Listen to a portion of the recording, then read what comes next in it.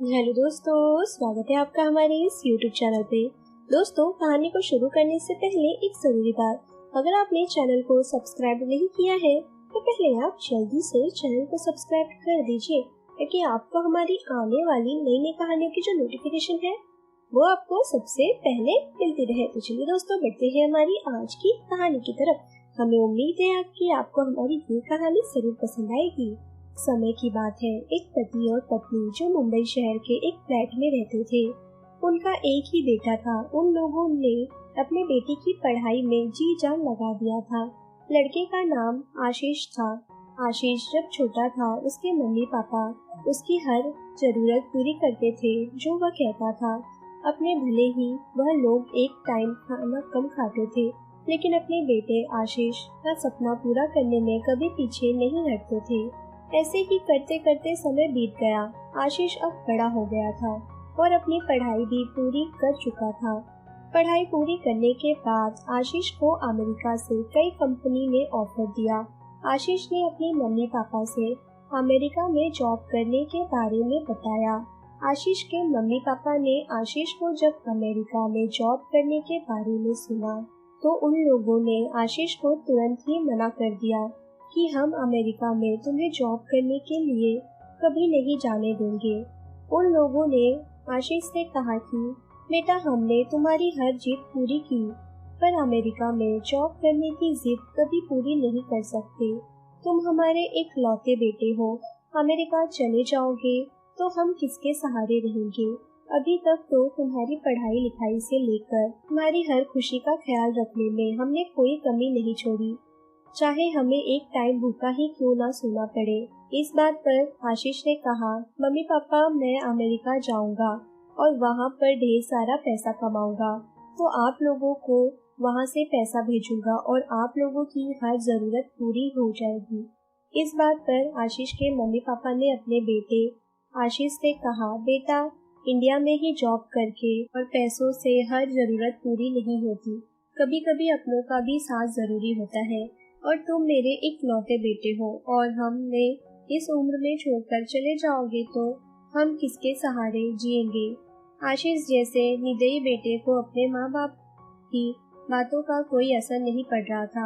आशीष ने अपने माँ बाप की एक न सुनी और वह कुछ दिन में अमेरिका जॉब के लिए चला भी गया। फिर आशीष के पापा अपने बेटे आशीष का अमेरिका जाना बर्दाश्त नहीं कर पाए। शायद ज्यादा सोचने की वजह से उन्हें हार्ट अटैक हो गया और वह इस दुनिया को छोड़कर चल गए। माँ ने फोन पर आशीष को उसके पापा के डेथ के बारे में बताया। आशीष की अभी नई नई जॉब लगी थी, शायद उसे छुट्टी नहीं मिल पा रही थी और वह अपने पापा के अंतिम संस्कार में भी नहीं आ पाया। इधर आशीष की माँ एकदम अकेली पड़ गई थी। वह आशीष के आने का ही इंतजार करने लगी थी कि एक न एक दिन तो मेरा बेटा आशीष जरूर आएगा। वह इसी इंतजार में रहती थी कि मेरा बेटा आशीष कब आएगा, उसे देखे बहुत दिन हो गया। माँ तो आखिर माँ होती है, उसकी ममता का कोई मोल नहीं होता। आशीष हफ्ते या महीने में एक बार अपनी माँ को फोन से खबर ले लिया करता था और थोड़े समय बाद कुछ पैसे भी भेज दिया करता था और हर बार यही कहता था कि माँ, मैं जल्दी ही वापस आ जाऊंगा तुम्हारे पास। एक दिन आशीष अपनी माँ को फोन लगा रहा था पर उसकी माँ फोन नहीं उठा रही थी। उसने सोचा कि शायद वो किसी काम में बिजी होगी। उसके बाद आशीष भी अपने काम में बिजी हो गया। कुछ दिन बाद फिर आशीष ने अपनी माँ को फोन लगाया। फिर से आशीष की माँ ने फोन नहीं उठाया। वह थोड़ा सोच में पड़ गया कि आखिर माँ फोन क्यों नहीं उठा रही है। ऐसा तो पहले कभी नहीं हुआ। माँ चाहे जितनी भी बिजी क्यों ना हो, पर मेरा फोन वह जरूर उठा लेती है। आशीष की माँ जिस कॉलोनी में रहती थी वहाँ के पड़ोस का कॉन्टैक्ट नंबर भी आशीष के पास नहीं था कि वो किसी से बात कर सके।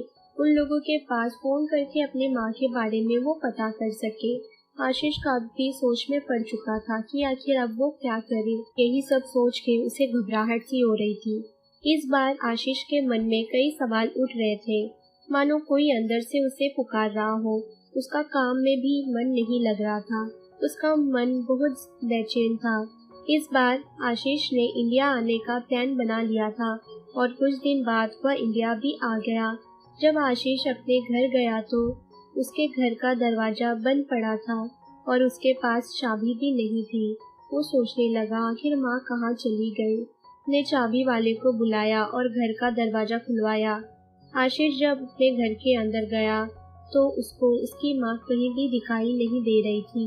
वह कई बार आवाज दिया, माँ तुम कहाँ हो, माँ तुम कहाँ हो, मैं आ गया हूँ, देखो कब से इंतजार कर रही थी ना, देख तेरा बेटा आ गया है, दिखार हो ऐसे बेटे पर उसकी माँ कहीं भी दिखाई नहीं दे रही थी। आशीष की माँ जब घर में कहीं दिखाई नहीं दी तो फिर वह अपनी माँ के रूम की तरफ गया, अपनी माँ के कमरे की तरफ चल दिया। उसने देखा उस रूम का दरवाजा अंदर से लॉक था। चाबी वाला अभी आशीष के साथ ही था।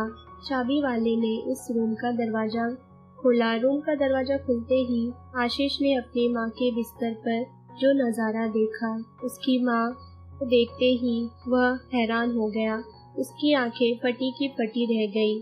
उसने देखा उस बिस्तर पर लेटा हुआ कंकाल था जो उसकी माँ का था। शायद आशीष की माँ आशीष का इंतजार करते करते 2-3 महीने पहले ही मर चुकी थी। मुंबई जैसे शहर में कौन देखने जा रहा है कि कौन अपने घर में क्या कर रहा है और क्या नहीं। आशीष अपनी माँ का कंकाल अपनी आंखों के सामने देखकर ना रो रहा था और रोते रोते कह रहा था कि मेरी बूढ़ी सी माँ मेरे अमेरिका से आने के इंतजार में इतनी थक चुकी थी कि अब उसे इंतजार बर्दाश्त नहीं हुआ और वह यह दुनिया छोड़कर चली गई। मैं अपने आप को अब जिंदगी भर कभी भी माफ नहीं कर पाऊंगा। मेरे जैसा बेटा भगवान किसी माँ को ना दे। अब मेरी पूरी जिंदगी एक अफसोस बनकर रह जाएगी। ये सब बोल के आशीष रोए जा रहा था क्योंकि अब उसके पास उसकी माँ नहीं थी, उसके पापा भी नहीं थे, सब उसे इस दुनिया से छोड़कर चले गए थे। फिर आशीष ने अमेरिका जाकर गलती कर दी थी। उसे अपने माँ बाप के साथ रहना चाहिए था।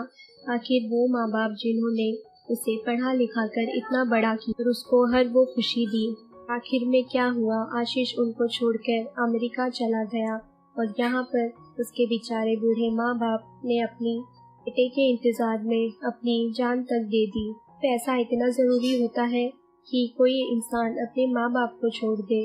अब आशीष पूरी जिंदगी इस पछतावे में रहेगा। आखिर उस पैसे का क्या फायदा जो उसके माँ बाप को सुख ना दे सके। तो दोस्तों, ये थी हमारी आज की एक छोटी सी कहानी।